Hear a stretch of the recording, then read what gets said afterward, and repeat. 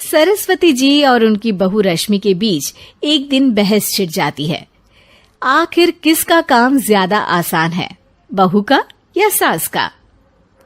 माँ जी, सास को काम ही क्या है, आपके सारे काम उंगलियों पे तो हो जाते हैं। कुछ भी। हाँ, हिसाब तो उंगलियों पे ही हो जाता है ना। अरे बेटा, ऐसा सिर्फ अभी लगता है। जो मुझे करना पड़ता है ना, वो तुझे करना पड़े तो समझ आएगा कि असली काम का पहाड़ कैसा होता है। ठेले बराबर वजन भी नहीं है आपके काम में, और बात पहाड़ों के वजन की कर रही हैं आप। तू ऐसा करती ही क्या है घर में बेटा, ये तो बता मुझे। मैं थोड़ी ना कुछ करती हूँ, सब जादू से हो रहा है इस घर में। अरे एक दिन मेरा काम करोगी तो समझ आएगा। Okay okay, shut up. कल से मैं घर के काम करूंगी और तू मेरी जगह हर चीज का हिसाब रखना, ठीक है? ठीक है, ये भी कर लेते हैं। ये सास बहू की डील के बारे में रश्मि के पति अमन को नहीं पता था, और ना ही अमन के पिताजी सुरेश जी को। पर गेहूं के साथ साथ जैसे घुन भी पिस जाता है, ये दोनों भी पीसने वाले थे। सुबह अमन उठकर रेडी होता है ऑफिस जाने के लिए, तो पता है उसके कपड़े नहीं निकले हुए हैं। अरे रश्मि, तुमने मेरे कपड़े नहीं निकाले? अपनी माँ से पूछो ना, उन्हीं का काम है ये। अमन अपनी माँ के पास जाता है। अब मेरे कपड़े आज आप देने वाले हो क्या माँ? हाँ, देना तो मुझे ही चाहिए, पर तेरी बहू ने कपड़े धोने ही नहीं डाले, तो कोई भी धुला हुआ कपड़ा नहीं है बेटा। हैं? ऐसा क्यों? कपड़े तो धोने आप ही देते हो ना माँ? अरे बहू ने तुझे बताया नहीं, अब हम अदल बदल गए हैं। मैं अब बहू और तेरी बीवी सास। अमन परेशान हो गया। वो बिना इस्त्री के कपड़े पहनकर ऑफिस चला गया। सरस्वती जी अपने घुटने के दर्द के कारण झुककर घर साफ नहीं कर पा रही थी, और ना ही खाना बनाना याद रख पाई। उधर रश्मि पहले ही दिन घर की चाबी घुमा चुकी थी और 300 रुपए का हिसाब अलग नहीं मिल रहा था। पर दोनों का ही घमंड कैलाश पर्वत से भी बड़ा था, और दोनों ही खेमे एक दूसरे की बात मानने को बिल्कुल तैयार नहीं थे। शाम को जब सुरेश जी और अमन खाना खाने बैठते हैं, तो सरस्वती जी उनके सामने गाजर और पपीते लाकर रख देती हैं। अरे माँ, ये क्या है? ख्याली पुलाव के साथ सलाद। माँ जी खाना बनाना भूल गई लगता है। अरे एक एक चमन्नी का हिसाब है मेरे पास, खाना बनाना कैसे भूल जाऊंगी?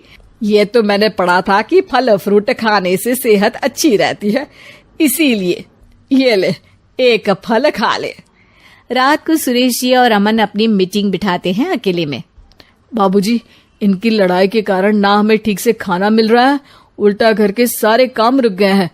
हाँ बेटा, 2 भैंसों की लड़ाई में बेचारे खेत के पौधों का भी नुकसान हो रहा है। पर पापा, क्या बताऊं आपको, मैंने माँ को इस महीने की 2 तारीख को बिजली के बिल के पैसे दिए थे। आज बिल भरने के लिए मांगने गया तो पता चला कि रश्मि उन पैसों से गैस सिलेंडर ले आई। अच्छा, तो सिलेंडर के पैसों का क्या हुआ? अब सिलेंडर के तो कोई पैसे नहीं थे बाबूजी, हमारे घर पर गैस की पाइपलाइन लगी है ना। बेटा, इन दोनों का कुछ करना पड़ेगा, नहीं तो अपने घमंड के चक्कर में पूरा घर बर्बाद कर डालेंगे ये दोनों। अमन और सुरेश जी काफी सोच विचार के बाद एक निष्कर्ष पर पहुंचते हैं। रात ही को दोनों अपनी पत्नियों की अलमारी से नई साड़ी निकालते हैं, और सुबह जब रश्मि और सरस्वती जी उठते हैं तो देखते हैं कि दोनों पति साड़ी पहनकर चढ़ाव पर सब्जियां काट रहे हैं। अरे ये सब क्या हो रहा है? क्या हो रहा है मतलब? आप दोनों अदल बदल हो सकते हो तो हम क्यों नहीं? अरे क्या मतलब?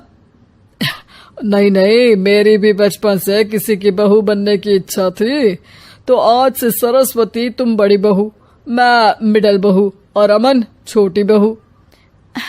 अरे लेकिन सब घर पर बैठ जाएंगे तो कमाएगा कौन? ये घर कैसे चलेगा? अब वो तो भैया या बाकी लोग जाने, अब हमने भी अदल बदल कर ही लिया है तो कुछ नहीं हो सकता। रश्मि और सरस्वती जी को समझ में आ जाता है कि उन दोनों की आपस की डील की वजह से इन दोनों को बहुत तकलीफ हो रही है और उनके ईगो ने दूसरों को कितनी यातनाएं दी है। अब असल में माँ जी आप सही थी, सास बनना बहुत मुश्किल है। अरे हाँ बेटा, और तू भी, मुझसे तो नहीं हो पाया सब घर के काम, वापस बदल ले क्या? हाँ हाँ बिल्कुल माँ जी, और अब आप दोनों भी बदल लीजिए। कोई आ गया तो आप दोनों को देखकर क्या सोचेगा? अच्छा है, आप दोनों के समझ में ये बात तो आई। मैं फटाक से कपड़े बदल लेता हूँ। अरे रुक जा बेटा, एक फोटो ले लेती हूँ तेरी। मेरी बेटी होती तो तेरे जैसी ही दिखती साड़ी में। और मेरा फोटो नहीं लोगी?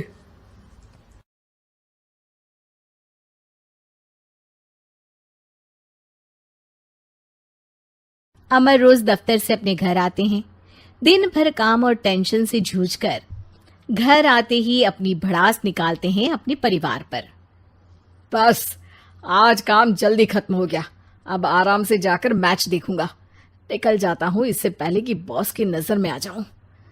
ला ला ला ला ला ला ला ला ला। अमर, कल जो रिपोर्ट फाइल करनी है उसमें लास्ट मिनट चेंजेस आए हैं, आज जाने से पहले अपडेट कर देना। अब सर, आज जल्दी जाना जरूरी है, बेटे को स्कूल के जरूरी सामान खरीदने ले जाना है ना।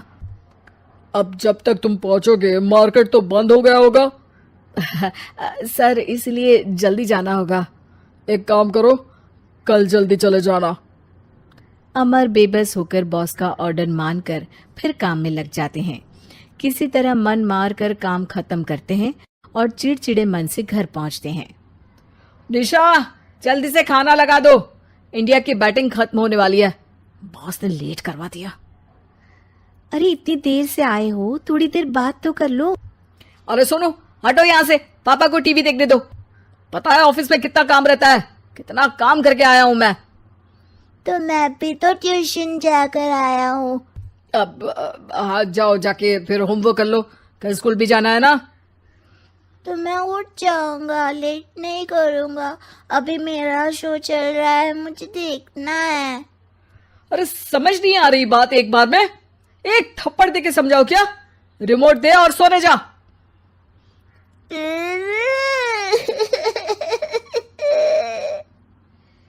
सोनू रोते हुए मम्मी के पास जाता है और अपने पापा की शिकायत करता है।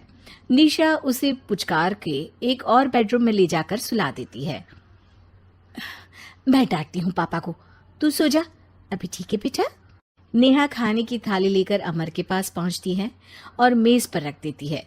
अमर टीवी में डूबा हुआ है और बिना देखे ही खाने लग जाता है। निशा सामने बैठे उसे घूरे रहती है। कुछ देर में अमर ये समझता है और उसे देखने लगता है और इशारे में पूछता है कि क्या बात है। ये कोई तरीका है सोनू पे चिल्लाने का? अभी रुको, इनिंग खत्म होने दो। अमर खाने लग जाता है और मैच देखता है। आखिरी बॉल होने के बाद वो निशा की तरफ देखता है। अरे निशा, पानी दे दो जरा। निशा थाली के बाजू में रखे ग्लास पर इशारा करती है। अमर उठा के पानी पीता है। अब बोलो। बच्चा है सोनू, एक बार तो मिलते हो दिन भर में रात को, और फिर वो अपने पापा की डांट सुन के सो जाए। अरे बच्चा है तो बात सुननी चाहिए ना उसे मेरी। जवाब दे रहा था।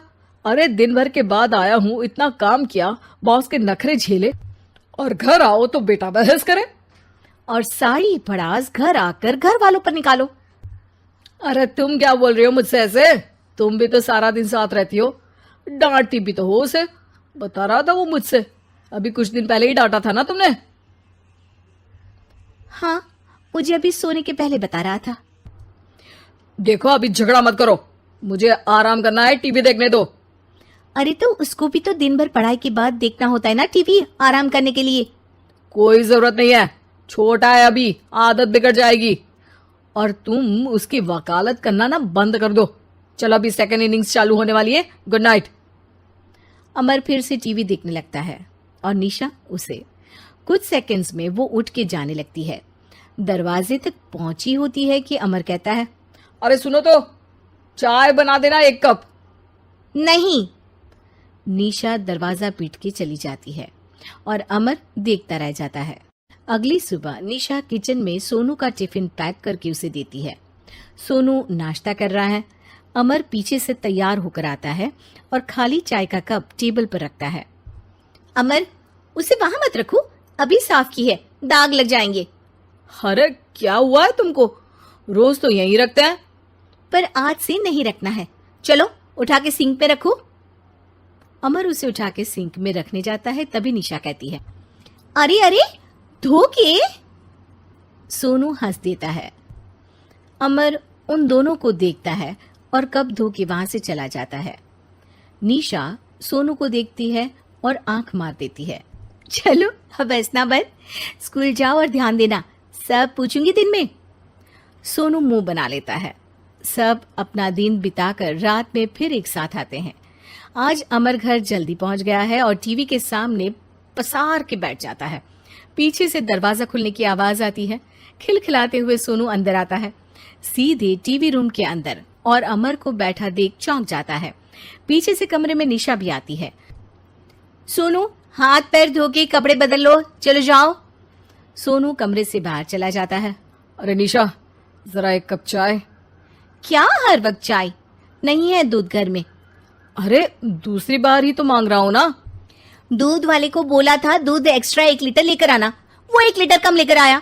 आज तुमको चाय नहीं मिलेगी, खीर बना दी है पूरे दूध की। अरे दूध वाले की गलती के लिए मुझ पर क्यों चिढ़ रही हो? मैंने क्या किया? तुम भी तो यही करते हो ना।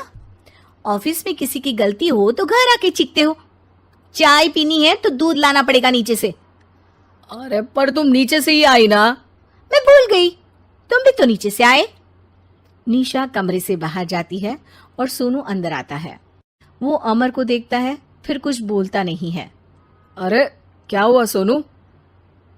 मेरा टीवी देखने का टाइम है अभी। आज रात को देख लेना।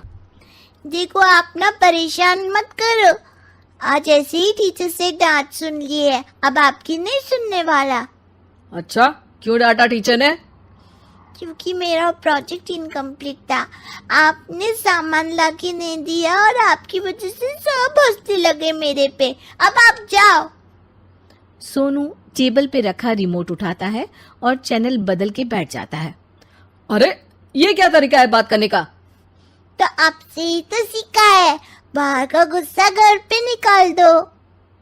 अमर उठ के दूध लेने चला जाता है। कुछ देर में लौट के वो चुपके से निशा और सोनू को टीवी देखते हुए देखता है और किचन में चला जाता है। 3 कप चाय बनाकर वो टीवी कमरे में पहुंचता है। आज मेरे हाथ की चाय पी लो। इस बदले बर्ताव को देख के निशा और सोनू चौंक जाते हैं। अपना कप उठाकर चाय पीने लगता है। अमर एक बैग निकाल के सोनू की तरफ बढ़ाता है। इसमें क्या है? प्रोजेक्ट का सामान और गिफ्ट। लगता है पापा दूध लेने गए और गुस्सा छोड़ के आ गए। कैसी है सोनू के पापा के हाथ की चाय? स्वीट स्वीट, बिल्कुल मम्मी की तरह। और पापा की तरह नहीं? पापा की तरह कड़क है। सॉरी बेटा, अब समझ गया कि ऑफिस में कुछ भी हो उसे ऑफिस तक ही रखूंगा, प्रॉमिस। निशा और सोनू को गले लगा लेता है और उस दिन के बाद कभी घर की चिंता दफ्तर में नहीं गई और ना दफ्तर का टेंशन घर में आया।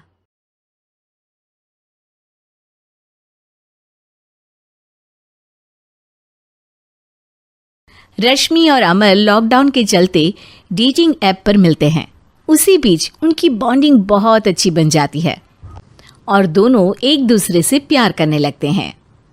बस लॉकडाउन खत्म होते ही चट मंगनी पट शादी। उससे पहले घर में बात तो कर लो। अरे माँ पापा कभी मना नहीं करेंगे। अमर की बात सुन रश्मि खुश हो जाती है। ऐसे ही दिन बीतते हैं और देखते ही देखते लॉकडाउन खुल जाता है, जिसके अगले ही दिन अमर अपने परिवार के साथ रिश्ता लेकर रश्मि के घर पहुंच जाता है। अभी लॉकडाउन खुला ही है और कोरोना तो खत्म भी नहीं हुआ, इसलिए ज्यादा कुछ ना करके अगले कुछ दिनों में छोटे फंक्शन के साथ शादी कर लेते हैं।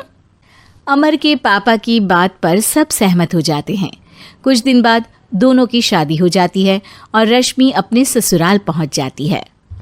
बेटा, शादी तो तूने अपनी मर्जी से कर ली, लेकिन बहू को बोल देना इस घर में हुक्म मेरा ही चलेगा, इसलिए अपना राज जमाने की कोशिश भी ना करें। माँ, रश्मि को यहाँ सिर्फ प्यार, आशीर्वाद और अपनापन चाहिए, पैसा या राज नहीं। बेटी की बात पर सास मुंह बनाए वहां से चली जाती है और अब वो हर रोज रश्मि को परेशान करना और ताने देना शुरू कर देती है। देखो, ये है आजकल की लड़की, इंटरनेट पर लड़कों से बातें करते हुए इन्हें शर्म भी नहीं आती, और यहाँ तो देखो कितनी सीधी सुशील बनकर दिखा रही है। मम्मी, शादी के रिश्ते वाले इंटरनेट ऐप से जब किसी को कोई दिक्कत नहीं है, फिर डेटिंग ऐप के जरिए मिलना किस तरह गलत हो सकता है?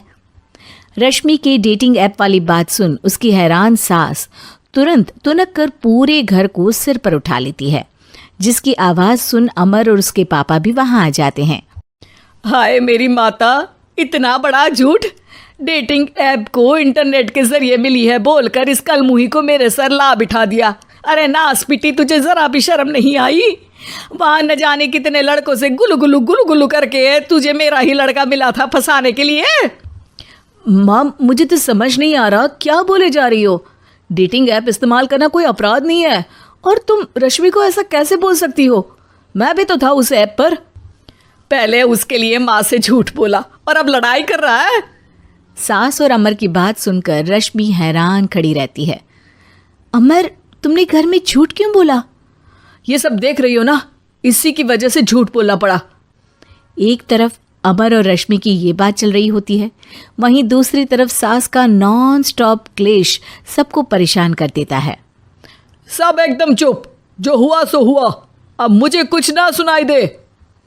पति की बात सुन सास चुप होकर वहां से चली जाती है, लेकिन अब वो रश्मि के सिर दुनिया भर के सारे काम डालकर उसका जीना पहले से भी ज्यादा मुश्किल कर देती है।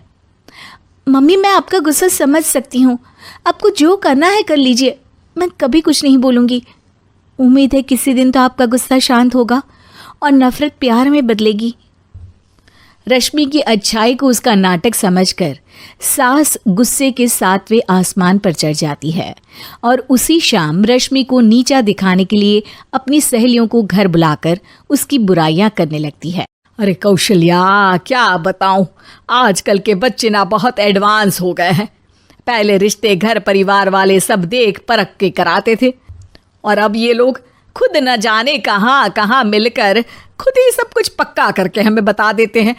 लड़की का कैसा दिन धर्म, कैसा ईमान, कैसा चरित्र कुछ नहीं पता, बस प्यार किया और घर लाकर बिठा देते हैं। अरे ऐसा क्यों बोलती हो? आजकल बच्चे अपने आप में बहुत समझदार हो गए हैं, और फिर पूरी जिंदगी तो उन दोनों को ही साथ निभानी है। अपनी पसंद से शादी कर भी ले तो क्या दिक्कत, तू ही देख ले, पहले इतना अच्छा बेटा और अब सोने पर सुहागे जैसी सर्वगुण संपन्न बहू। और पता है, अभी कुछ दिन पहले मेरी बेटी ने मुझे डेटिंग ऐप के बारे में बताया, जहां लड़का लड़की अपनी पसंद से अपने आप एक दूसरे को चुन लेते हैं, और फिर अगर सब सही रहता है तो बात आगे भी बढ़ जाती है। अरे इसमें इतना खुश होकर क्या बता रही हो? ये तो गलत है। न जाने कौन क्या है, कितना झूठ कितना सच है। अरे पर सोचो, जब तुम किसी के बताए रिश्ते को देखने जाते हो तो क्या एक ही बार देखने से सच झूठ का पता लगा सकती हो? जरूरी नहीं कि बच्चों का लिया फैसला हमेशा गलत हो। अरे बहुत बार हमसे भी तो गलत फैसले होते हैं ना। अच्छे बुरे लोग तो हर जगह मिल सकते हैं, फिर इसमें सिर्फ बच्चे ही गलत कैसे? सहेलियों की बात सुन सास सोच में पड़ जाती है, और इसी तरह कुछ दिन बीत जाते हैं, जिसमें ना तो वो रश्मि को परेशान करती है और ना ही कोई ताना सुनाती है, जिसे देख रश्मि परेशान हो जाती है। मम्मी, आपकी तबीयत तो ठीक है ना? कुछ दिनों से देख रही हूँ आप मुझे कुछ बोलती ही नहीं। तो मेरा परेशान करना ज्यादा अच्छा लगता है क्या? नहीं, आपकी शांति उससे ज्यादा परेशान कर रही है। शांति इसलिए है क्योंकि मुझे एहसास हो गया है कि गलत तुम लोग नहीं, मेरी सोच है। प्यार तो एक सुंदर एहसास और शादी खूबसूरत साथ है। अगर ये साथ सच्चा है तो कहीं पर भी किसी भी तरह जुड़ा हो उससे कोई फर्क नहीं पड़ता। आप कौन है? इतनी अच्छी बातें मेरी पत्नी तो नहीं बोल सकती। क्या आप भी?